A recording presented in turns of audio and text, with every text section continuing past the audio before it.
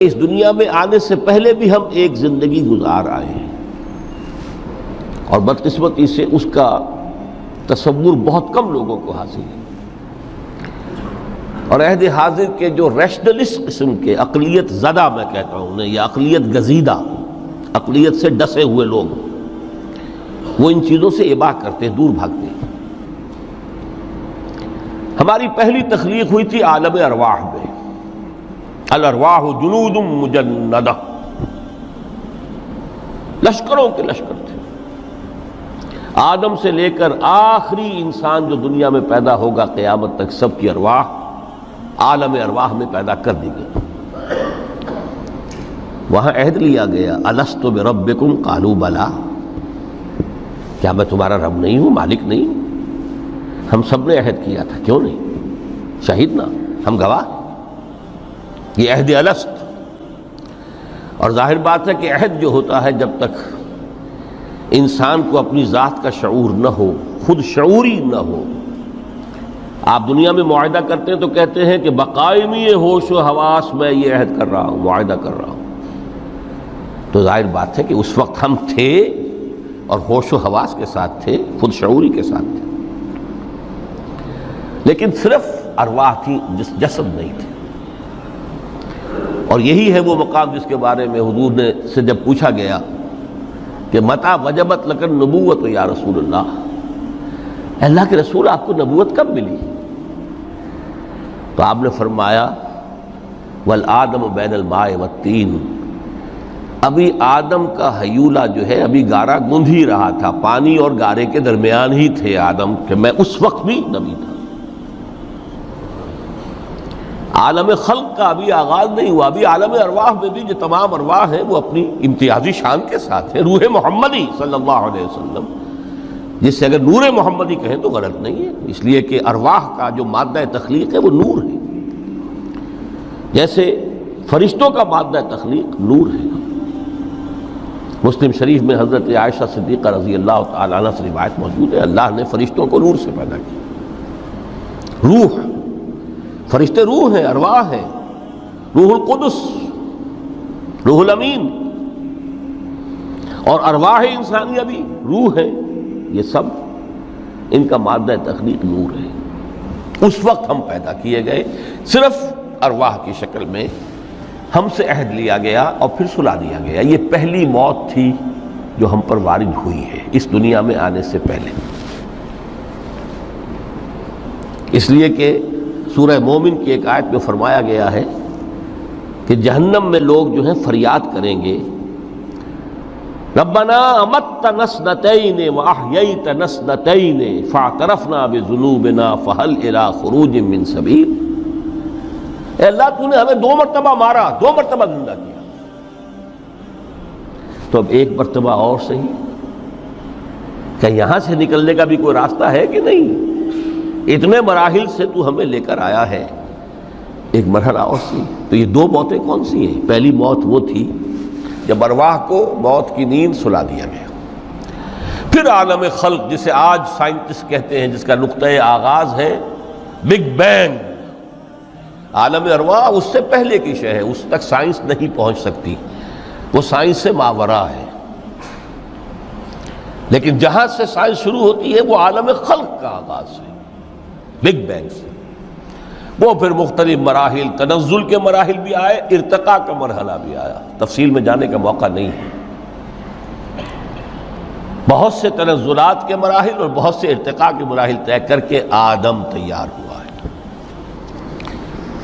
حضرت بیدل نے رحمت اللہ علیہ بہت خوبصورت شعر کہا ہے، ہر 2 عالم خاک شد تا بست نقش آدمی، اے بہار نیستی از قدر خود ہوشیار باش۔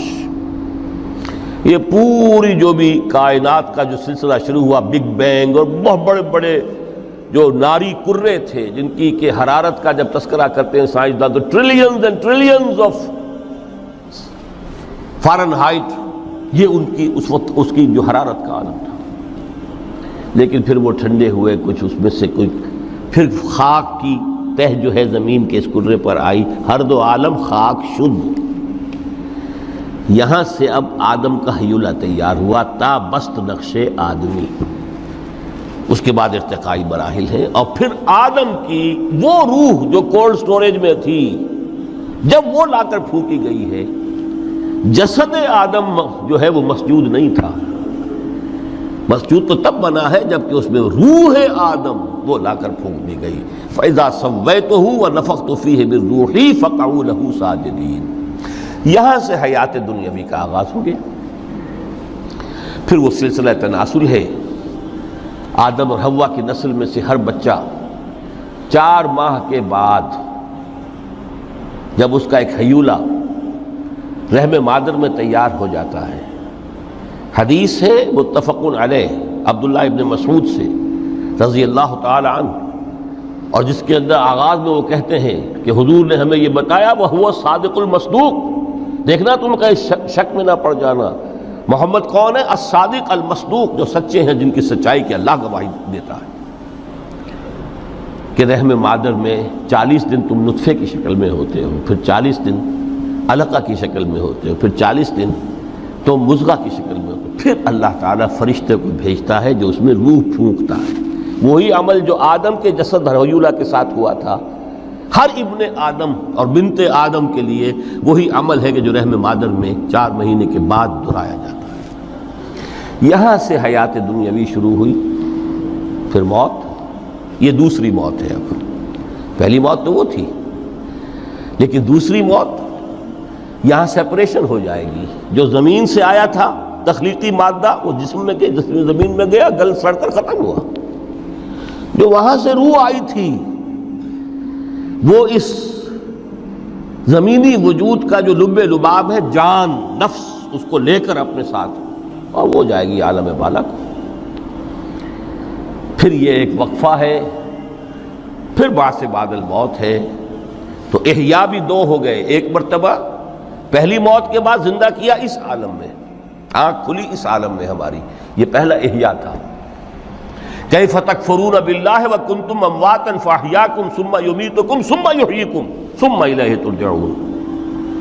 دوسرا احیاء وہ ہوگا قیامت کے دن، بعث بعد الموت، اور پھر اس کے بعد وہ زندگی ابدی زندگی ہے، ہمیشہ کی۔ یہ تصور سامنے رکھیے۔ تو یہ جو تھوڑا سا وقفہ، یہ تو زندگی بہت طویل ہے، تو اسے پیمانہ امروز و فردا سے نہ ناپ، جاویداں پیہم دماں، ہر دم جواں ہے زندگی۔ اس میں یہ وقفہ جو ہے، خلق الموت والحیات لیبلوکم ایکم احسن عملا، یہ اس جسد کے ساتھ اس روح کا اتصال، اور یہ 30 40 50 60 70 80 100 برس کی عمر، یہ ایک وقفہ ہے، یہ امتحانی وقفہ ہے، تمہیں جانچا جا رہا ہے، پرکھا جا رہا ہے۔ ایکم احسن عملا۔ اب اگر تو 2 چیزیں انسان پر واضح رہیں، اور نہ صرف واضح رہیں، مستحضر رہیں۔ واضح تو ہو جاتی ہے ایک چیز، پھر آدمی بھول جاتا ہے، تو کوئی فائدہ نہیں دیتا اس کے۔ مستحضر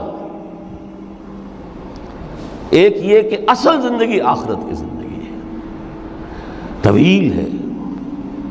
بل توسرون الحیات الدنیا والآخرۃ خیر وابقیٰ، کلا بل تحبون العاجلہ وتذرون الآخرہ، تم اس عاجلہ کو پسند کرتے ہو، اس دنیا کی زندگی کو تم ترجیح دیتے ہو، جبکہ آخرت ہے جو باقی رہنے والی ہے، ابدی۔